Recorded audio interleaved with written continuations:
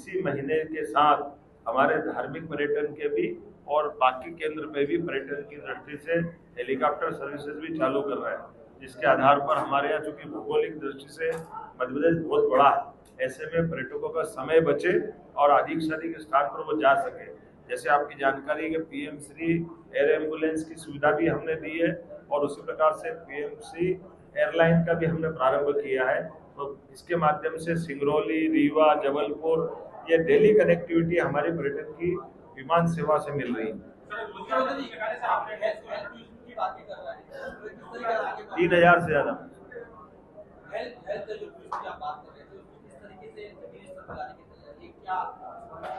देखिए, हम सब जानते हैं कि दुनिया के अंदर हेल्थ के मामले में खास करके यूरोप की साइड से अरब कंट्रियों में ये बहुत महंगा पड़ता है और मध्य प्रदेश में उसकी तुलना में कई गुना सस्ता भी है और मध्य प्रदेश में वो सब चीज़ें भी है। तो भविष्य की दृष्टि से टूरिज्म का एक सेक्टर हेल्थ टूरिज्म भी होता है। जब से माननीय प्रधानमंत्री जी ने 5 लाख का आयुष्मान और बाकी चीज़ें चालू की है तो इसका स्कोप और बढ़ गया है। तो हम इस सेक्टर को पर्याप्त ध्यान दे करके हेल्थ टूरिज्म को भी, और हेल्थ टूरिज्म न केवल एलोपैथी, इसमें नेचुरोपैथी, आयुर्वेदिक, इसमें बहुत बड़ी संभावना है। केरल में वेलनेस के माध्यम से बहुत अच्छे से चल रहा है, हम भी हमारे राज्य में प्रयास कर रहे हैं, इसलिए 13 आयुर्वेदिक कॉलेज भी हम खोल रहे हैं जो वेलनेस सेंटर के नाते से काम करें। इसी स्थान पर रीवा के अंदर रामदेव जी का पतंजलि ग्रुप के माध्यम से भी यहाँ वेलनेस सेंटर का बड़ा काम वो करने वाले हैं।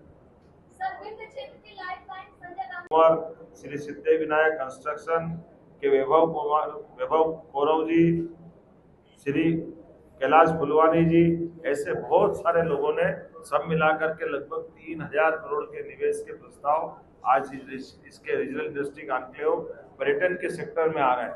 हमें आज तो अपना ये शुरुआत है, आने वाले समय में पुनः हम चंबल में और एक आगे जाकर मालवा के क्षेत्र में फिर पर्यटन की इंडस्ट्री कॉन्क्लेव करने वाले हैं। ये क्रम लगातार चलता जा रहा है। हमारे हर मंत्रालय के माध्यम से हम इसमें बढ़ रहे हैं आगे।